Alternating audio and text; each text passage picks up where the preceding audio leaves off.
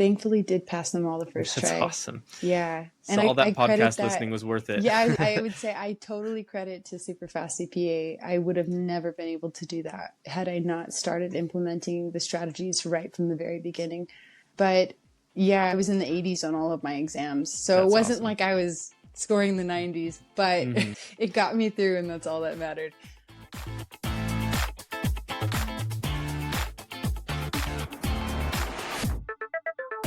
Welcome to another episode of the CPA Exam Experience Podcast from SuperfastCPA. I'm Logan, and in today's episode, you're going to hear me talking with Annette.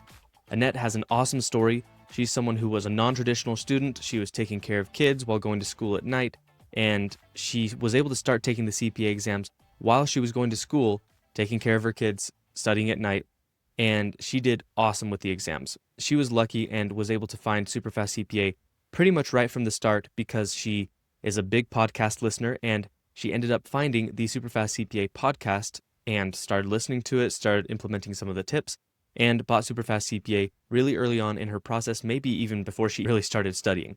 And as you'll hear throughout this interview, she did awesome on the exams.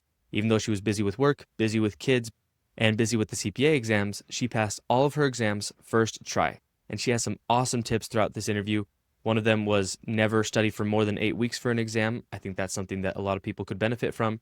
And again, I think that you'll love this interview with Annette because she has awesome tips and advice. So make sure you listen through the whole interview because it will be totally worth your time. Now, before we jump into the interview, make sure you check out our Superfast CPA training webinar on SuperfastCPA.com. That is 1 hour, that is free, where we will teach you the key ingredients to passing the CPA exam so you don't waste months or even years of your time failing exams. And after you watch that, you're going to want to learn more, so make sure you also check out becoming a Superfast CPA Pro member. Pro members get access to a lot of great stuff, including the Pro course, where we teach in-depth exactly how to study to pass the CPA exams.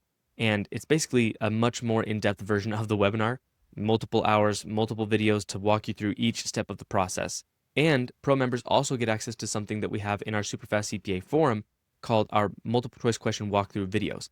I've been working on those for a long time, and I'm taking a little bit of a break to update some of our material right now, but I will continue after that. And I've made videos for almost everything in FAR, almost everything in audit, a lot of reg, a lot of TCP, a lot of bar, and those videos are there to help you by walking through multiple choice questions to help you learn the material a little bit better and a little bit more whenever you need that help. So if you're interested in that, again, make sure you check out becoming a Superfast CPA Pro member. Now, with all that said, let's dive into this awesome interview with Annette. Good morning, Annette. It's pretty early for you there. Is that right? 6:30? Yeah, it's very early for me. Where are you calling in from? California. California. Okay. So yeah, just an hour behind where I am right now. But yeah, I'm excited to talk to you today. Thanks for hopping on the call. Let's just dive straight into everything. Where were you when you wanted to start the CPA exams? Like, what were you doing when you decided to do that? Well, I had gone back to school. I'm a non-traditional student. So I had gone back to school and I was in the middle of parenting. I have two little people, so two beautiful little people, and running our family and going back to school to finish my degree and get all of the units that I needed to be able to sit for the exam. But I had been working in bookkeeping in many nonprofits. And I knew that was something that I wanted to take further. My background is more nonprofit oriented. So I wanted to go back to school and just go into accounting for nonprofits. So, and eventually get licensed. And it was more of somebody had told me, don't bother sitting for the CPA. It's too hard. And I didn't like the idea that they thought it was going to be too hard. You're like, how dare you? So you were. So had you done your undergrad previously? Is that No, I'm trying to okay. No, so you had to go back for I had to I was able to cram 150 units because that's a requirement here in California into 4 years. And all while still taking care working of my two children, full time. That's a lot. Yeah. Oh man, yeah.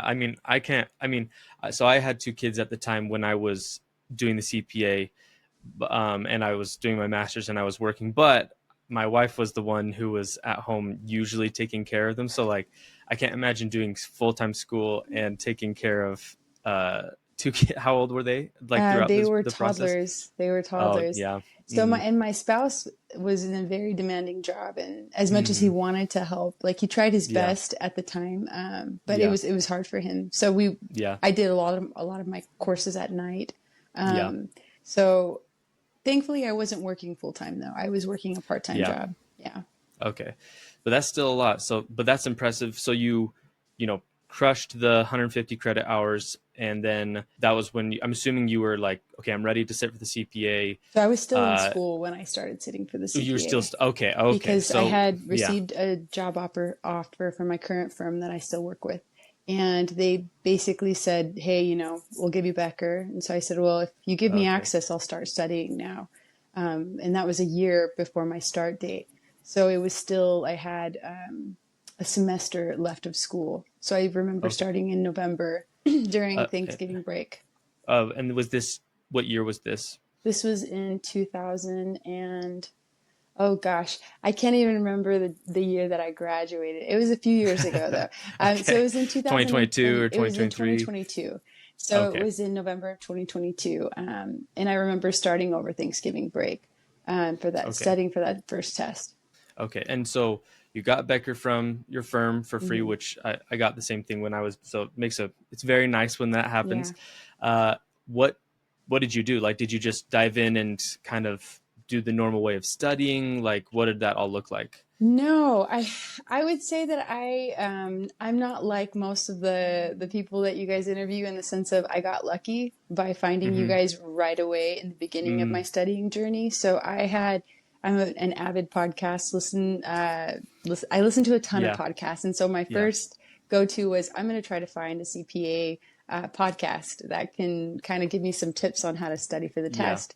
And that's how I stumbled upon your guys' forum. So I just started listening to everything. Every interview that you posted, I started listening to all of the tips. Anyone who had passed all their exams on the first try, like I really paid attention to anything they said.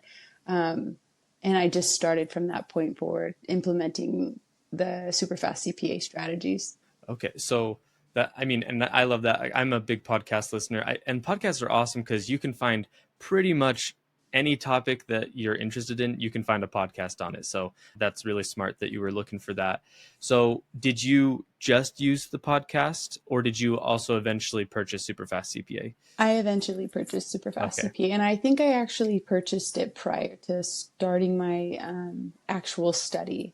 So I got Becker, and then I had already been listening because I knew I was getting ready to start to study. So I started listening to the podcast, and so then I just purchased the bundle for all 4 exams, and was like, okay, I think this is going to be effective for me because it just related to everything I was dealing with, you know, just juggling a family and juggling school. So it just seemed like it was going to be the best option for me.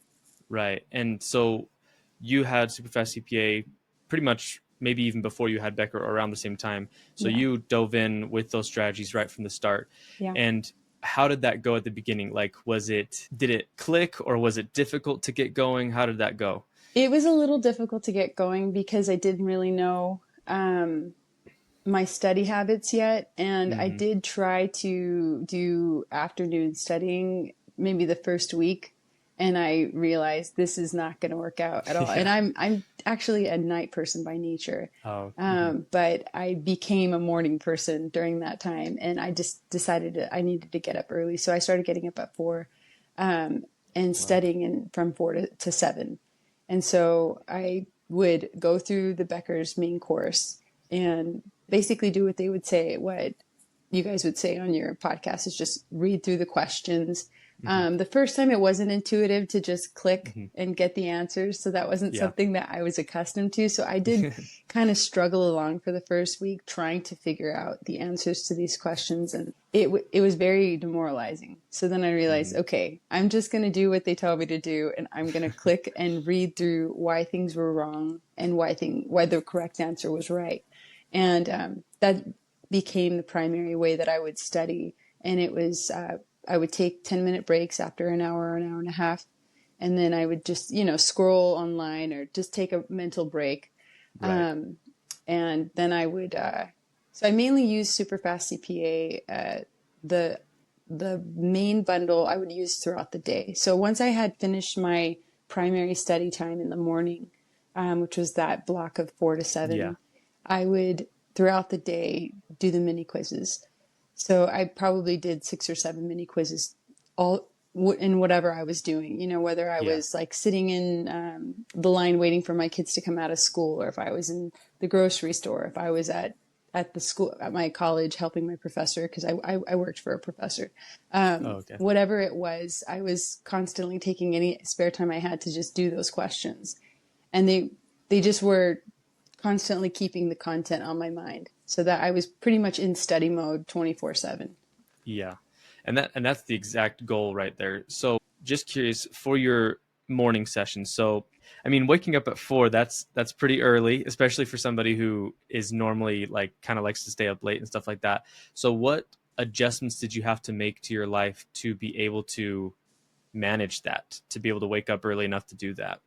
Yeah, I mean, my husband really took the reins in the morning for the morning Okay. setup for our kids, just because it was by the time 7 rolled around, I would help him as much as I could, but I also needed to get ready for my Right. day. So he really just like became the champion of the mornings. So I could Nice. I could do those that study time. And I would also like make sure I had a big thing of coffee. Like that was like my incentive. I'm like, I'm going to get up and I'm going to have a nice big glass of coffee. And it was always like, okay, this has Now become a I'm ready. routine. Yeah. Yeah, this is just a part of my day now. Yeah, I think that there's something to be said about, and we've talked about this in a whole bunch of different episodes, like there's something to be said about having that routine, like wake up at the same time, drink the same drink, study in the same place. I think that it really can help you quickly get in the zone to be able to study. So I like that you're saying those things. So would you study, so you were studying for 3 hours. Was that like, how much of that was planting the seeds and how much of that was your daily re-review? It was planting the seeds and re-review. So the way I would structure it was I would get through a module on Becker, or 2 modules, depending on what I had time for within that time frame. And then at the end of every session, I did the 30 question quiz. And Okay. and what's nice with Becker, I don't know if other study courses do this, but it allows you to choose the exact sections that you've covered so far. So I would Yeah. only have questions that were revolving around the content I had already studied. Yeah, And I exactly. just did that every single day. And sometimes I would review the questions in the morning, but usually I would take 30 minutes at night right after I had gotten my kids down to bed. And I would just review my answers to that and use flashcards for everything that I had marked wrong. I have to write things down to memorialize it in my brain. So, Yeah. yeah, I would just, anytime I got something wrong and it was a subject I just kept getting wrong, I would just write a flashcard. Okay. So okay, we'll definitely talk about your flashcards in a second here. So Mm-hmm. just to make sure I'm understanding you there, with your mornings, you did like 2.5 hours of planting the seeds, well, you said you took a little bit of a break in between. Mm-hmm. But are you saying that you did your re-review, but then you would actually go over the questions later in the day? Is that right? Yeah, yeah. So Okay. Okay. I would take the actual 30-minute quiz, Quiz. or Okay. 30 question quiz, not 30-minute. My apologies. 30 question quiz at the end of my study session, Right. every study session. And sometimes if time allotted, I would review the questions then. Okay. If time did not allot, if I had gone through too many modules, or my kids had woken up Yeah. earlier than Yep. expected, Yep. I would just use that last like 30 minutes at night to be able to review those questions. Okay, that makes sense. And just curious, what time did you put your kids to bed and what time did they kind of typically wake up? Just so I can kind of imagine that. They went to bed between 7:30 or 8 o'clock, but it was always a struggle, as any parent knows. And so like Yeah. while they're in their bed between 7:30 and 8 o'clock, it's like they're really not asleep until Nope. 8:30. And so I had to be, and so basically I would use that little bit of time, maybe until 9. So I wasn't sleeping a ton, but that's just how it is when you're a parent. And Yeah. so if they went to bed, I usually tried to go to bed when they went to bed. Right. Yeah. because otherwise I wasn't going to get any sleep. Yeah. I mean, were you waking up at 4 or were you waking Yeah. up at like 3:45? Okay. So woke Yeah, I up was at waking 4, up at 4. get the coffee and then start studying it a little bit. Okay. Yeah. I mean, it took me 5 minutes. I'd get Yeah. out, my coffee was already made, and I would just, Oh, okay. yeah. Yeah. So you had like it was like a timer or something set Yeah. up to do that. Nice. So with your flashcards, because you were mentioning flashcards, you mentioned that it was things that you missed multiple times. Mhm. And you said, did you do them? You wrote them physically? Is that I right? physically wrote them down. I Okay. tried the Okay. digital flashcards, Right. and they just didn't work for me at all. And Yeah. so I was like, okay, this isn't working. So I bought one of those, a pack of, Just the index cards. yeah, and then a ring. And I would just have like, Oh, okay. and I had hole punched them, and I would just walk around with this ring of flashcards. And Nice. it just had all my weak spots in there. So I was constantly re-reviewing them. So if I wasn't taking a mini quiz, I would be looking at my flashcards throughout the Okay. day. Yeah. So about how many, because I mean, a big reason that we recommend the digital is just for convenience.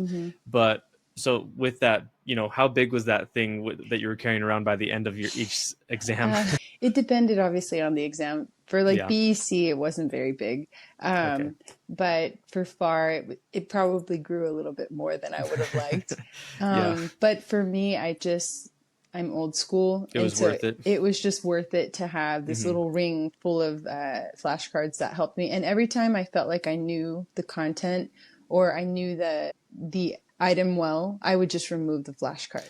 Yeah, exactly. Yeah. Okay. And that's pretty much that you were applying the same idea that the digital flashcard platforms kind of naturally do. Just for the sake of the podcast, if anybody hasn't used Brainscape is cool because you can like select how well you knew it when you answer it. And so it naturally kind of does that exact thing where if you are consistently saying, I knew that one, then it won't really show you that flashcard very often. Whereas if you say, I had no idea on how to do that one, that it'll show you that one frequently. So same idea. So yeah, recommendation to everyone who's listening, do exactly what Annette was doing, whether that's with, the digital flashcards or if you do the physical, that's a really good idea with the flashcards. So with the flashcards, that was obviously a part of your mini sessions throughout the day. Yeah. So what did your mini sessions look like in total? Like you said, you did mini quizzes. Did you use the audio notes, the review notes? So, yes. So I listened to the audio notes all the time in my car because I was driving everywhere. Yeah. Like I said, I was the primary caretaker for our kids. And so I was driving them to all of their activities, and any chance I had in the car, SuperfastCPA was on. And I was just constantly listening to the notes. Did your kids know the notes just as well as you did? They started to get very annoyed with me after a while. Let's just say that. Yeah, I can imagine. And so you started this in 2022. So you were listening, if I'm not wrong, when did you finish your exams? It took me about 9 months in total to get everything done. So 2022 to 2023. Yeah. Okay. And part of that was because I made a point not to study for a new exam. And the first time around, I didn't understand how the score releases were and everything. So I really didn't plan the date of my exam very well. So I waited a long time to get that score. Okay. Back. For the first one. Yeah. And so that kind of like added a month and a half to my time. Okay. But during that entire time, I just kept taking quizzes on Becker and doing the mini quizzes and revisiting the material just in case.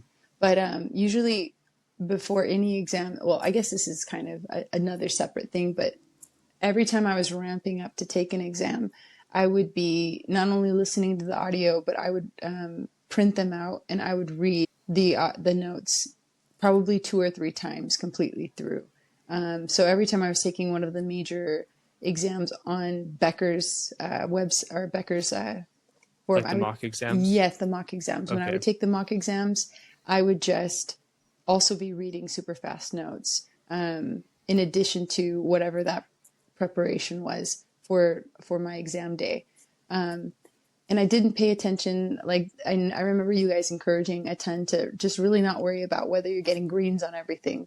It was just more of like, I'm just trying to gauge where I'm at and what my weak spots are so I can start to hone in on them. But yeah, I always use the notes I would listen to them throughout the day, but Yeah. when it came, 3 or 4 days before my exams, I always read through them at least 2 or 3 times. And I would skim through Becker's books. I never really actually listened to the lectures in Becker. They just weren't helpful to me. I listened for the first week, and then I just decided this is not going to work for me. Yeah. And so I would just skim through their textbooks, and that was about the extent of it. Yeah. So I'll try to kind of like, I have a few questions, so I'll try to remember them in order. So just going back to the audio notes, so you were listening, at that point it was just Nate who you were listening to, and it was still BEC, correct? That was the one that you took instead of the discipline exams. And then are you saying that for the review notes, did you read them throughout the day, or was that mainly something that you saved for like a few days before the exam? I saved that for a few days before my exam. Yeah. So that kind of leads me to another question. What did your final review look like? So I guess just to kind of flesh out the question, about how much time did you spend studying to get through the material for each exam? And then how much time did you leave yourself for the final review, and what did that look like as well? Yeah. So, obviously at my first one, it was kind of a progression. So my first exam, I probably spent way too much time on it. I think it was like about 6 weeks in total. I had, beyond your platform, I had 2 professors at school tell me, do not study beyond 8 weeks for any of your exams, because you're not going to retain the information well. And it really is about being able to be a good test taker. And these are 2 accounting professors who I really respected. And so I took that advice to heart and made sure that nothing was beyond 8 weeks. And I actually never had to actually study more than 6 weeks for any of my exams. So it was for BEC was my first one, and it was a full 6 weeks. And I take that back. I think it was like 6.5 weeks or something like that. And that one took me the longest or maybe that one was 8 weeks. I'm sorry. It was so long ago. No worries. That particular one, no worries. I think it was 8 weeks. So I think with BEC, it was 8 weeks. I think every other exam I did, it was only 6 weeks or less. I think FAR I did in 5. Wow. So and that's the biggest one. Yeah. But I kind of saved it towards the end, so that by that time I had my study habits really dialed in. You had the process down. Yes. So I was very much ready for it in that sense. But BEC took me the longest. It was 8 weeks. And then by the time I moved on to Reg, which was my second one, that took me about 6 weeks to get through. And I would save that last week for just review of everything and just taking exams over and over, 30 question exams over and over again. So you would leave about a week for your final review. And for your final review, was it mainly MCQs, or did you include Sims as well? Like, how did that all look? I did Sims, but not as much. I probably did more multiple choice questions than I did Sims. The Sims were brutal on Becker, and they were very demoralizing. So I mainly only did the Sims that were on the mock exams. Those are the ones I probably would do the most of. By the time I got to FAR, though, I think I probably did more Sims, just because I had also been going online and like looking at what other people were saying who had just taken the exam. Reddit has a forum for CPA takers. And so they would say, yeah, the Sims were brutal and this, and if it was an exam that I was about to take, I'd say, okay, I better, pay attention to do that. what they said. Yeah. That makes sense. So with, and I kind of want to ask about the Sims in a second, but with I guess when it comes to like when you were taking the exam, so, 8 weeks, 6 weeks, how did they go? Like, which one was the most difficult for you, and did you pass them all first try? I thankfully did pass them all the first try. That's awesome. Yeah. So all that podcast listening was worth it. Yeah, I would say I totally credit to SuperfastCPA. I would have never been able to do that had I not started implementing the strategies right from the very beginning. But yeah, I was in the 80s on all of my exams. So That's it wasn't awesome. like I was scoring the 90s, but it got me through, and that's all that mattered. It doesn't matter. Yeah. Which one was the most difficult? Like, which one did you struggle the most with? It was audit. which is funny because I'm an auditor. And so, but it was just so subjective, and it was like, there was always two right answers. And so that one, wasn't as intuitive as I would have hoped. And that was my lowest score. And so for whatever reason, tax ended up being my highest score. But not for me. Yeah, it's interesting audit. So like I recently have, right now I'm working on some multiple choice question walkthrough videos for bar, but I worked on the audit multiple choice question walkthrough videos before that. And it was such a slog to get through all that audit material. Like audit is just so different than the other exams, so conceptual, so nitty gritty. Just I find very frequently that it doesn't really matter who the person is, even if they're an auditor or not. Audit can still be really difficult. Yeah. So yeah, I totally understand that. For me, BEC was the hardest one. For some reason, I just really struggled with that one, but I was still able to pass. But now I kind of want to ask, still going along with the exams, like taking the exams, what did your exam days look like? Like, how did you prep for those? So I would listen to the audio notes. I would usually try to read the SuperfastCPA CPA notes at least once before going out there. The day of. So I would basically like drive an hour beforehand to my exam center, and then I would sit in the parking lot and read the SuperfastCPA notes, and then just go over my flashcards and just keep like reviewing those up until I had to leave them. Until you had to get in, the exam. Yeah. And how did the exams go? Did you feel prepared, or was there anything that kind of came out of the blue? No, my husband and my father-in-law is a CPA as well, and he can attest to this. I cried after every one of my exams because I was convinced that there was no way I had passed that. And even with FAR, I went as far as like I bought another NTS right after, because I was like, there's just no way I'm gonna have to take it again. yeah. So it wasn't like I went in there and was like, I have this. I did not. I felt like I did everything I could to prepare, but they're very difficult exams. Oh yeah. So, yeah.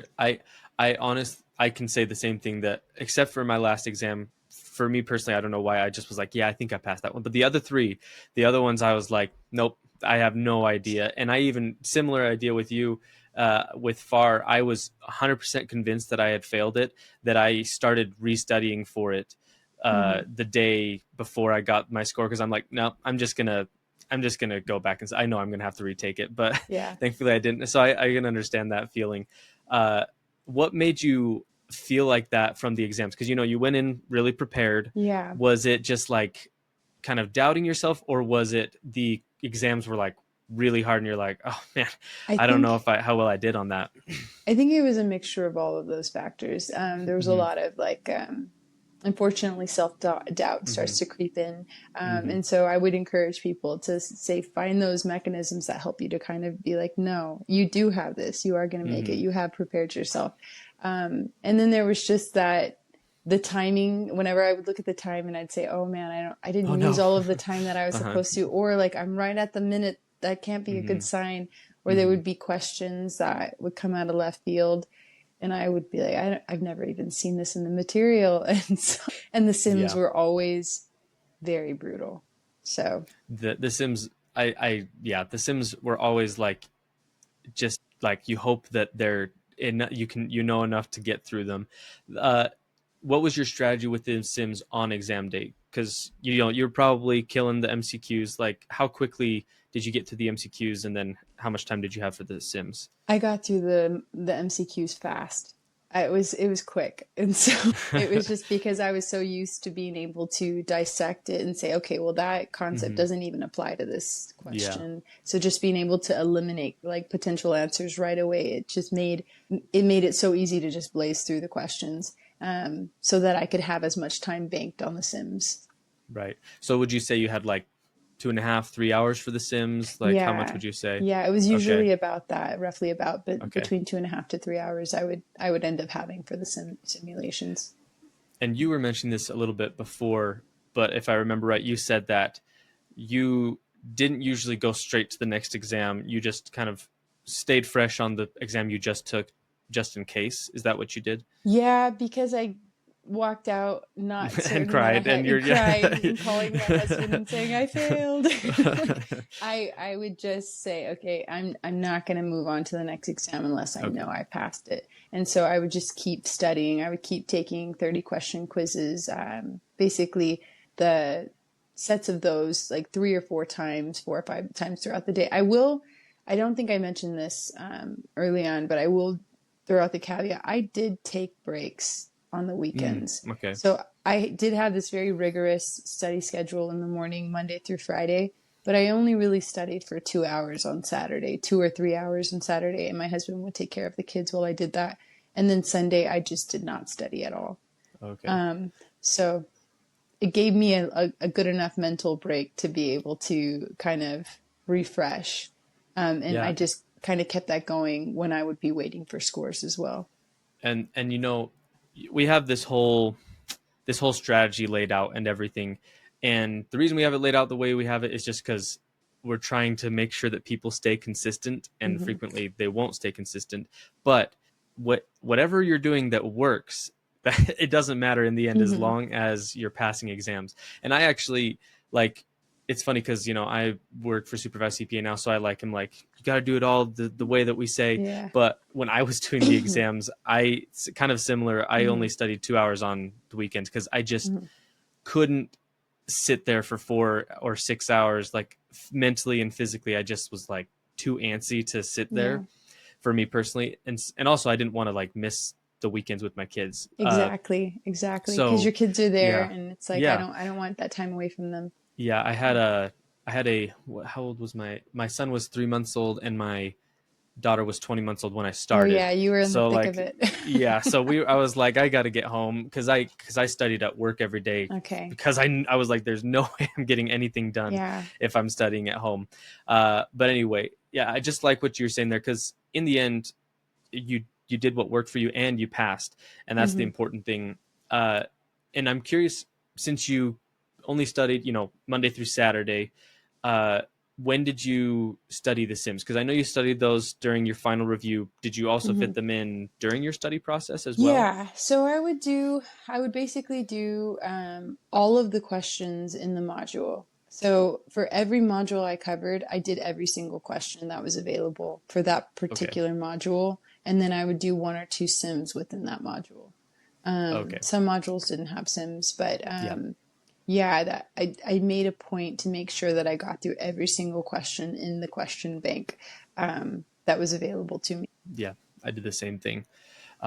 So I feel like we've hit a lot of the different pieces of the process. What did you do for note taking? Because you had your flashcards. Did you also take notes at all, or was it mainly just flashcards? No, I had a spiral notebook, and I would just write things down. To be honest, I didn't look back on my spiral notebook a ton. It was more for in the moment. It was more for in the moment, just because when I write things down, it tends to help me memorialize them a little bit more, and that's just personal to me. So I did have these spiral binders for each section that I had kind of filled up with notes.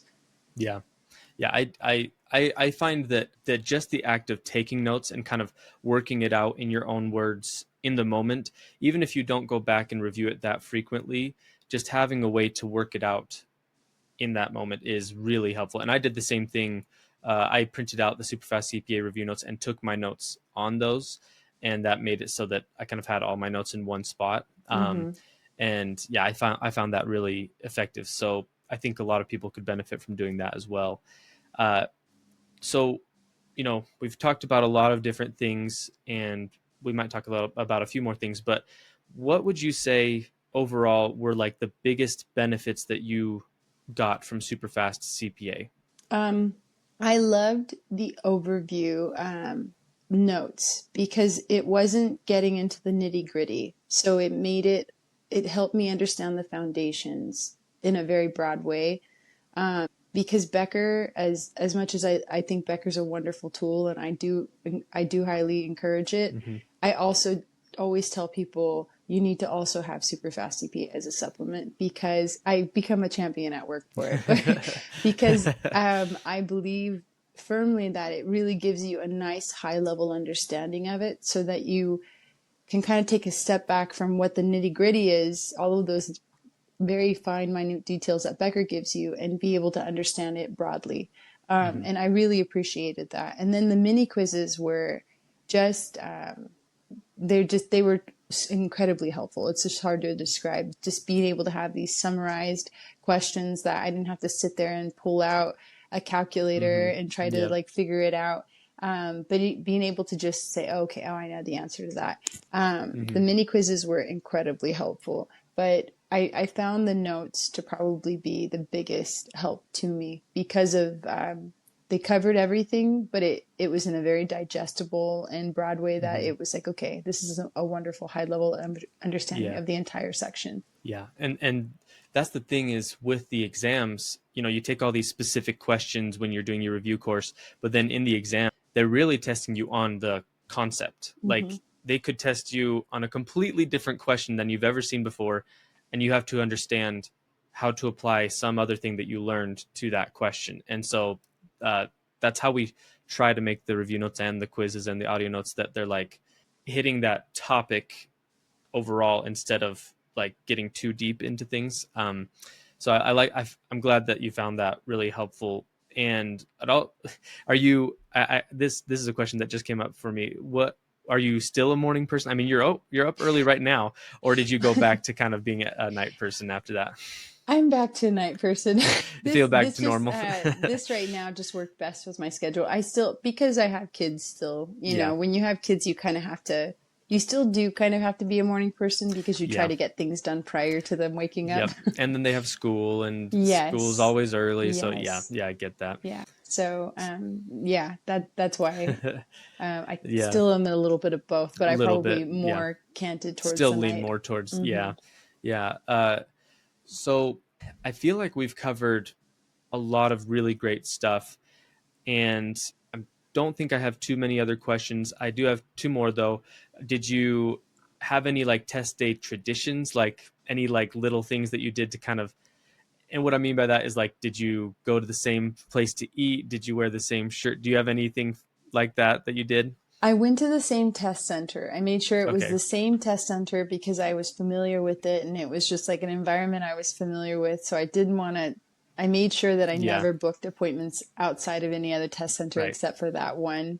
And then I'm a huge coffee drinker. That's just who I am by nature. So I'd get it like a venti, sugar-free vanilla latte, and that would be right before. Yes. Nice. And so that was like, my latte was there, and I was in the test center I was familiar with. So that was the most of my tradition. And did you do anything after this was a little bit ago, like almost 2 years ago. Well, what I meant is, did you do anything after you passed? Like, was there any big event that you did to celebrate? No, unfortunately, I'm still waiting for my trip to Barcelona from my husband. So I'm hoping that was like kind of the trip that that I had said I really want to go to Spain. Like that will be my treat to myself. But now that I'm working full time and I'm in my firm, we're still in there. It's in the horizon. I still plan to fully treat myself to Spain at some point, but I want to make sure my kids can remember it as well. I think the same thing. Like, man, it's hard to go on to do trips with kids so I have 3 kids now, and I have a almost 5-year-old, a 3.5-year-old, and a 10-month-old. And my wife's like, we should go to like Thailand or Japan. And I'm like, but they won't remember it, and I don't want to pay for them. And like it, anyway, like I totally understand that. How old are your kids now? Are they like they're like a little bit older than? Now. Okay. So they were toddlers when I was taking it. Yeah. I mean, they were in school. They were in preschool. Yeah. So, but yeah, and why Spain? Why Barcelona with the theta? My dad had gone when I was a kid, and he was enchanted by it. And he had left me with such an impression that I thought, okay, one day I'm going to have to make that trek like he did. So, yeah. That's awesome. Well, I do hope that you get to go soon. You got to make it happen soon. I do. Yeah. And yeah, I think that's just about, is there any other part of your process, even though it was a little while ago, is there any other part of your process that you were like, I would like to share this, I would like to make sure people know this? Yes, I would say to people to pay attention to the podcast. Because I think I could have gotten through the exams, maybe stumbled a little bit through with just the podcast. All of the study strategies are implemented in the podcast. Mm-hmm. And pay attention to the pitfalls that people walked through and learn from them. They're sharing that information for a reason to help you. And so I found it so incredibly helpful to listen to those interviews and have people say, this really didn't work for me, or I started to do this and it just really like detoured me off of the right path study wise. And so it was invaluable. It was just so invaluable to have that. So I would really highly encourage people, beyond just having the mini quizzes and the notes, also utilize the podcast, listen to every interview religiously if possible, and take mental notes of what other candidates have gone through, because it is so incredibly helpful. Yeah, I found the same. I think that we were actually going through the exams at a similar time, because I started August of 2022 and I finished March of 2023. When did you finish in 2023? In May or my final exam was in 2023, July 2023. July, okay. Yeah. So yeah, like we were pretty close. We were taking them roughly around the same time. And so overall, I think yours was like, you said 9 months, but there was some breaks and stuff in between. So maybe more like 7 or 8 months total, would you say? Yeah. I could have gotten through it faster had I not taken those breaks, but I needed them. So. You still did it in a really good time. I mean, if you tell people, I did the exams in like 8 months, most people will be like, man, that just sounds like a dream, So I think that you really were a rock star and took all the things the right way. And I'm glad that you mentioned the podcast, because I found the same thing. Like, I listened to all the episodes myself. I dreamed of being on the podcast, and now I run the podcast, which is weird. Yeah, that was when I got I was like, this is so cool, because I remember listening to this all the time. Yeah. And I wish that we could have had you on sooner, but it was one of those things where we were like, oh yeah, we need to go back through our messages and make sure we're not missing people. So I'm glad that you accepted and everything. Thanks for having me. It's been great. I'll ask the final question that we always ask. So even if it's something that we've talked about, what would be your top 2 or 3 tips to people who are still going through the exams? Get up in the morning and do it before your day begins, because your brain really is operating at its best, I think, in the morning. Yeah. And that way you don't have to worry about kids and work and everything. Yeah. Anyway, I just want to throw that in there. Yeah, no, it's true. If you have kids, especially, that it's distraction-free time. I would say utilize the study notes and mini quizzes as much as possible, and don't be afraid to give yourself a break. These exams are hard, and they're hard for a reason. And so if you need to have that extra, like mine was Sunday, a day to just recuperate mentally from just the onslaught of studying, don't be afraid to do that. And find what works best for you and for your family and for your situation. Yeah. Well, thank you so much. Those are fantastic tips, Annette. And it was awesome having you on the call today. Congrats on being done. And enjoy being done. And I hope you make it to Spain soon. Thank you. I hope so too. All right. That was the interview with Annette. And again, I think that it was an awesome interview. She's somebody who really figured out the process and just excelled. She passed all of her exams first try, even though she was busy raising 2 kids who were toddlers at the time, doing school, and doing the CPA. She did really well, and I think she had a lot of awesome tips on how to manage a busy life, a busy schedule, but still study effectively and well to the point that you can still pass the exams. And I think her episode could be really inspiring to a lot of people, especially mothers who are going through this, raising children, and not finding time to study. Annette has a lot of great tips for figuring that out. So hopefully this interview was helpful. Now, as we wrap up, before you go, don't forget to check out our free 1-hour webinar training on SuperfastCPA.com and check out becoming a Superfast CPA Pro member.